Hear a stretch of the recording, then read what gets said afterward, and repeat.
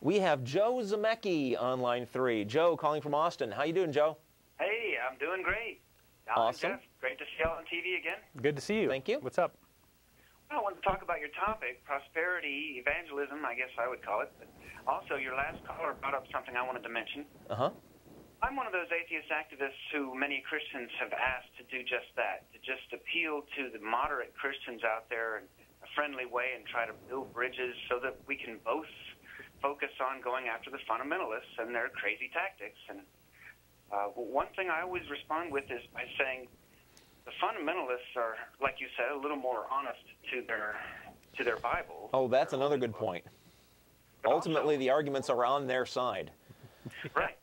But also the moderate Christians out there, who seem to be the majority of Christians, they actually enable the fundamentalists and their tactics by not going after them or focusing on them like we would, but also by simply going to those same churches and tithing, and especially with the Catholic Church, when it comes to the sex scandals.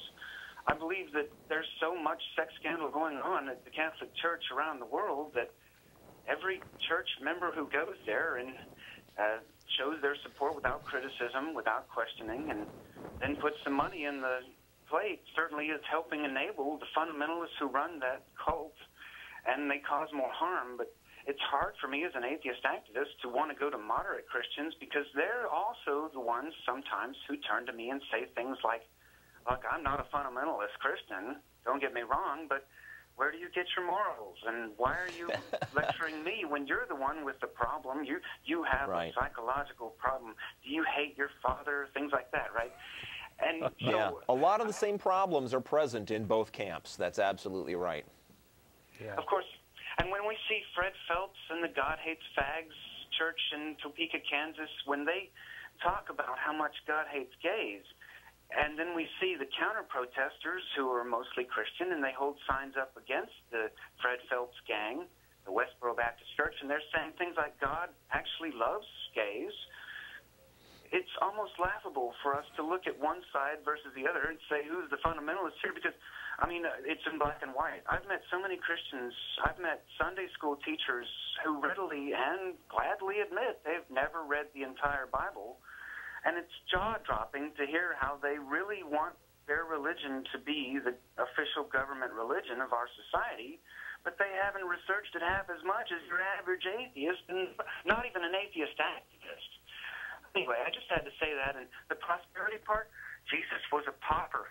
I made a video about this where so many megachurches exist all over our country, and rich people driving their BMWs and Mercedes and Audis to sit for an hour and worship a pauper. Now, where's the sense in that, right? Well, he was like the prosperity ministers in that he was sort of living off the fat of the land. He was taking you know, taking money where he could get it. So he's probably collecting at times. Somebody asked you. Well, yeah. It's always, supposedly he was a carpenter, but you're right, Joe. I mean, I got to be as fair as absolutely possible. I do think we can cut, like Catholics you were talking about, right? I do think we can cut some Catholics some slack for remaining Catholics, even though it's looking really bad for the leadership of the organization. In the same way that I personally was not a big supporter of our previous president, but I paid my taxes while that guy was in office. There is a sense in which, you know, okay, fine, sure, you guys want to stick with the organization even though they are apparently misbehaving in certain ways. But you would like, I would like to see at least some public outcry from them about this. And I guess there is a little, right? I mean, there are people who protest the child abuses that have occurred all over the world, and you know they sue the church and stuff. There's some of that. Yeah, but they still seem to be very deferent to the it would be clergy. nice. It would be nice to see them, you know, wake up and go, hey, you know, these guys, just because they got the special hats and the special frocks, that doesn't mean they are actually good people. But anyway, so thanks for calling, man. Yes, and I will continue watching. Thanks. Y'all have a great day. Thanks, Joe. Thank you, Joe. All right. Yeah, You Joe's wanna- a you wanna hit- longtime member of. ACA in member, fact, as I recall, instrumental in their even beating this TV show. Yeah, yeah. Do I want to definitely. what?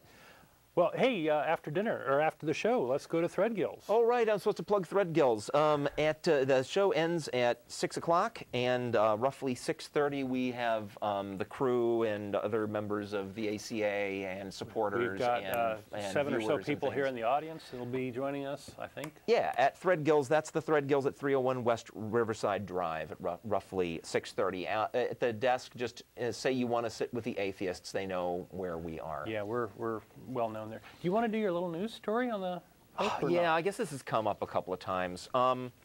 So in case people aren't paying attention in the media, or the media is not paying attention, there is the latest development in the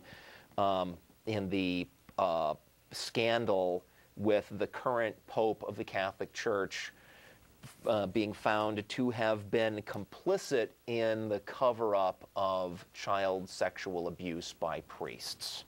Well, he was a cardinal. Before he was the Pope, right? Yeah. But while he was a cardinal, he was. I could read the letter. The letter it is translated from whatever language it was originally written in, and it's very flowery. And you're not going to find the words, "Hey guys, we got to hide this because we want to be able to keep on, raping little children, and so we can't let this get out." I mean, there's no admission like that, and I don't think anybody thinks that inside the Catholic Church there's that exact attitude. What there is apparently is an attitude that the survival and reputation of the Church is more important than preserving the safety of children in their care. The relevant section is, let's see.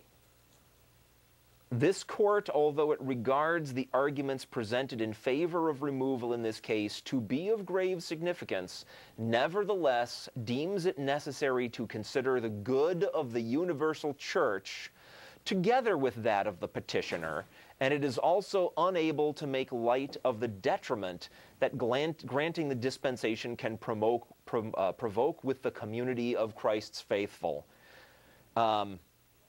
I'm not sure even exactly how to interpret that. Bottom line, this letter said, "Oh, you want to kick out this exposed child molesting priest? No, let's think about this a little bit more because that could be bad for the Church." On a side note, there is an effort underway to have the Pope arrested when he visits the United Kingdom. I think it's later this month. So in the U.S., he's claimed a diplomatic immunity from any sort of involvement in this sort of thing. And these lawyers say, this is one of the two lawyers talking. Head of some state. He says there is every possibility of legal action against the Pope occurring. We have come to the view that the Vatican is not actually a state under international law. It is not recognized by the UN. It does not have borders that are policed, and its relations are not of a full diplomatic nature. The U.S. got it wrong. So these lawyers in Britain are arguing that no, Pope's just a guy, and he is under suspicion of being complicit in crimes, and if he comes to our shores, we're going to try to get him arrested. That will be an interesting thing to watch the development of.